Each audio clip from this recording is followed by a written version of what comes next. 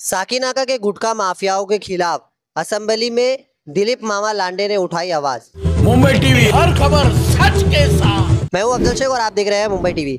Sakinaka police station पर आरोप लगाते हुए एक बड़ा सवाल विधायक दिलीप लांडे ने उठाया है और कहा है कि साकीनाका क्षेत्र में होने वाला अवैध तरीके से गुटखा माफियाओं का अड्डा काफी ज्यादा बढ़ गया है। बता दें काजूपाड़ा परिसर के जो अन्ना सागर और तार गली का उन्होंने जिक्र किया है, इसी जगह पर काफ़ी सारे ऐसे गोडाउन हैं जहां पर गुटखे के जो अमली पदार्थ है वो रखे जाते हैं और इसी की जानकारी साकीनाका पुलिस स्टेशन को भी है। लेकिन ये तमाम चीज़ों की जानकारी होने के बावजूद ये तमाम गुटखे के कारोबार को फलता फूलता करने में सबसे ज़्यादा बढ़ावा देने में एक नाम उन्होंने ये कहा है कि फ़हीम है, जिस फ़हीम को पुलिस जो है सबक नहीं सिखा रही है। अब ये देखना है कि असेंबली में आवाज़ उठाने के बाद विधायक दिलीप लांडे के इस प्रयासों को कैसे जो है साकीनाका पुलिस स्टेशन पूरा करती है और फ़हीम को गिरफ्तार करती है और फ़हीम के इस गुटखे के कारोबार को पूरी तरीके से नष्ट करती है। हम आपको सुनाते हैं असेंबली के इस तमाम जो गुटखा माफियाओं पर आवाज़ उठाने के बाद विधायक दिलीप लांडे ने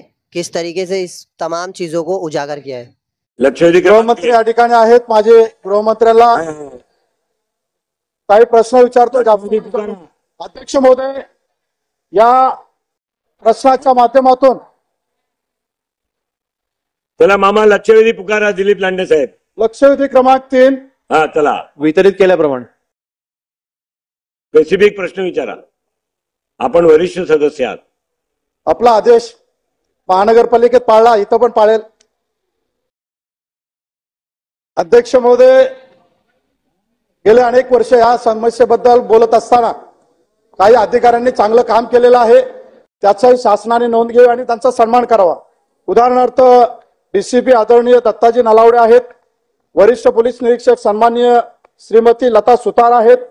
आत्ताच काही दिवसापूर्वी साकीनाका पोलिसचे वरिष्ठ पोलीस निरीक्षक शिंदे साहेब यांच्या नेतृत्वाखाली साकीनाक्यातील काही टीमने उत्तर प्रदेशमधून कोट्यावधीचा माल अंमली पदार्थ जप्त करून आरोपींना जेलबंद केलं। त्यांचं या ठिकाणी अभिनंदन करतो।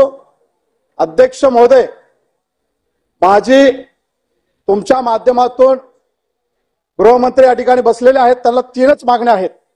पहिली मागणी आहे की साकीनाका पोलीस स्टेशन मध्ये फ़हीम नावाचा एक जो गुटखा परदेशातून नव्हे आपल्याच शेजारच्या राज्यातून या ठिकाणी आणत असतो। सकाळी 3 ते 5 या दरम्यान हप्त्यातून 2 वेळा लॉरीच्या माध्यमातून मोठ्या प्रमाणात गुटखा येतो। हे खरं आहे का आणि असल्यास याच्यावरती कारवाई का केली नाहीये? काजूपाड्यामध्ये तारगल्ली असेल, अण्णासागर असेल, या विभागामध्ये मोठ्या गोदामामध्ये हा गुटखा साठवण केलेला आहे, याची माहिती पाहिजे असेल तर आपण शासनाला मी देऊ शकतो।